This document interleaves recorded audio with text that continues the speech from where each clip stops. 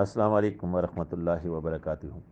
محترم مجدد الفسانی الشیخ احمد سرہندی امام ربانی علیہ رحمہ نے مکتوبات امام ربانی جلد اول کے اندر یہ بات کئی جگہ پر تحریر فرمائی ہے کہ مرید کے لیے لازم ہے کہ وہ غیرت مرشد کے تقاضوں کو پورا کرے۔ غیرت مرشد اس چیز کا نام ہے کہ مرید جو ہے ایک ہی یک در گیر و محکم گیر، یہ بھی آپ نے کئی بار لکھا، ایک ہی مرشد اور شیخ کی نسبت اور تعلق کو پختگی سے پکڑے۔ یہ مبتدی کے لیے ہے، ابتدا کرنے والی کے لیے۔ صاف ظاہر ہے کہ جو مبتدی ہوگا، جب کسی بھی یونیورسٹی یا کالج یا کسی ادارے الف باتا اے بی سی ڈی کسی جگہ بھی میکینک ڈرائیونگ کا کام شروع میں چار استادوں کے پاس جائے گا تو کنفیوز ہو جائے گا۔ مجدد ثانی نے اپنے مکتوبات میں لکھا ہے کہ یک در گیر و محکم گیر، اور پھر لکھا ہے جو دو کشتیوں کا سوار ہوتا ہے وہ ڈوبتا ہے۔ تو شروع میں ایک استاد ہونا چاہیے تاکہ ابتدا میں اس کو یکسوئی حاصل ہو۔ جب منتہی ہو جائے، معاملہ مکمل ہو جائے، کامل ہو جائے، سلسلے کا سلوک کا مکمل کر لے، اس کے بعد اپنے شیخ کامل سے اجازت لے، ان سے جو لیا ہے وہ اجازت دیں تو ان سے اعلیٰ بزرگ یا کسی اور سلسلے کے بزرگ کے پاس جا سکتے ہیں ان کی اجازت سے، لیکن پہلے مرشد کو برا بلا نہ کہے۔ وہ بھی استاد، دوسرا بھی استاد۔ مرشد کا مقصد کو خدا یا نبی بنانا نہیں کہ بس یہی آخری ہے، اس سے آگے نہیں جا سکتے، بلکہ مرشد کا مقصد جو ہے وسیلہ بنانا ہے نبی کریم علیہ الصلوۃ والسلام کی سنت کو سمجھنے کے لیے، ایک کامل نمونہ جیتا جاگتا دیکھنا ہے ایسے ولی کامل کو جو رسول اللہ صلی اللہ علیہ وسلم کی سنت پر کامل عمل کرتا ہو، اس کو سامنے جیتا جاگتا دیکھنا ہے۔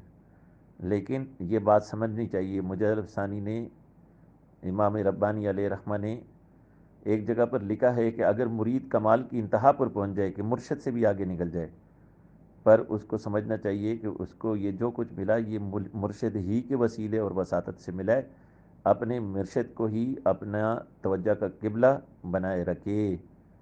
یہ اصل ہے طریقت کی۔ اس کے علاوہ کہ نیک لوگوں کی صحبت میں بیٹھنا منع نہیں ہے، اگر ایک استاد کے بعد دوسرے استاد کے پاس بیٹھنے سے توجہ میں فرق آتا ہو اور دوسرے استاد کے سیکھنے اور پہلے استاد کے سیکھے ہوئے سے کنفیوز ہوتا ہو، پھر بیٹھنے کی اجازت نہیں، اور اگر شیخ منع کرے پھر بھی اجازت نہیں، تاکہ یکسوئی حاصل ہو، ایک جگہ سے سیکھے، جب کامل ہو جائے تو اجازت لے کے دوسری جگہ جائے۔ جب بی سی کرتے ہیں تو اس کے بعد ایم ایس سی کرتے ہیں۔ ایسا نہیں ہوتا کہ ایک جگہ بی سی میں داخلہ لیں، دوسری جگہ بھی بی سی میں کسی اور سبجیکٹ میں داخلہ لیں، پھر تیسری جگہ بی سی میں کسی اور سبجیکٹ، یا ایک ہی سبجیکٹ میں 3-4 داخلہ لیں۔ ایسے ہوتا ہے کہیں؟ ایسے نہیں ہوتا۔ ایک ادارے میں پڑھا جاتا ہے، ایک طریقے سے، ایک پیٹرن سے، ایک کورس کے مطابق چلا جاتا ہے۔ اسی طرح طریقت و سلوک ایک کورس کا نام ہے، تزکیہ نفس، دل کی پاکی کے ذریعے اللہ کی معرفت حاصل کرنے کا کورس، جو ایک شیخ کامل کی صحبت میں اور اس کے مقرر کردہ خلفاء کی صحبت میں رہ کے ہوتا ہے، اور اس سلوک کو مکمل کر کے بندہ کامل ہوتا ہے۔ پھر اس کے بعد مرشد کی اجازت لے کے سلسلہ نقش بندیہ کو پورا کیا، اب قادریہ کے لیے کسی اور بزرگ کے پاس چلے جائے، یا اس سے کوئی کامل نقش بندی بزرگ نظر آتے ہیں، اجازت لے کے ان کے پاس چلا جائے، یا کوئی خاص ایک کسی کے پاس طریق ہے، اس کا حصول چاہتے ہیں، خاص معاملے کو حاصل کرنا چاہتے ہیں تو اس کے پاس چلے جائیں، پر اجازت لے کے، اور پہلے مرشد کو کبھی بھی برا نہ سمجھیں۔ ایک واقعہ بیان کیا جاتا ہے کہ ایک شخص کے پاس، ایک بزرگ کے پاس گئے اور کہا میں بالکل مفلس ہوں، کچھ عطا کیجیے۔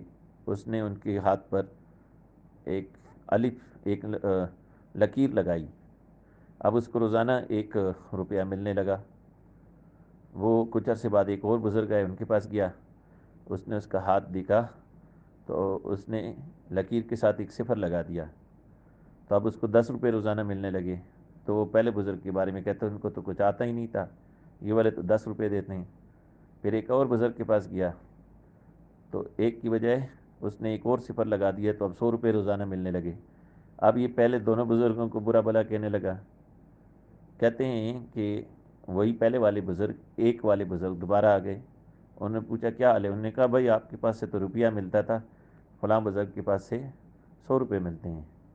انہوں نے کہا ہاتھ دکھاؤ، ہاتھ دکھاؤ، اور اپنا ایک جو ہے وہ ایسے ہاتھ پیر کے مٹا دیا۔ اب اس کو کچھ نہ ملنے لگا، صفر صفر رہ گئے۔ وہ 100 روپے والے کے پاس دوڑا دوڑا گیا، اس نے کہا یار میں نے تو صفر ہی لگایا تھا، 10 والے سے پوچھو.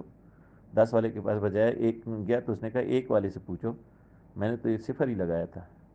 تو جو آپ کو اے بی سی ڈی الف با تا سکھاتا ہے، اس پرائمری کے استاد کو ہم کم حیثیت سے دیکھتے ہیں، سب سے زیادہ کم حیثیت سے معاشرے میں اس کو دیکھا جاتا ہے. اس لیے ہماری علم کی بنیاد نہیں، اصل استاد تو وہ ہے جس نے آپ کو لکھنا پڑھنے سیکھنے کی سکھانے کی ابتدا کی. اگر وہ نہ ہوتا تو آج آپ نہ انجینئر ہوتے، نہ ڈاکٹر ہوتے، یا نہ آج بولنے کے قابل ہوتے. اس کی قدر کرنا سیکھیں. السلام علیکم ورحمۃ اللہ.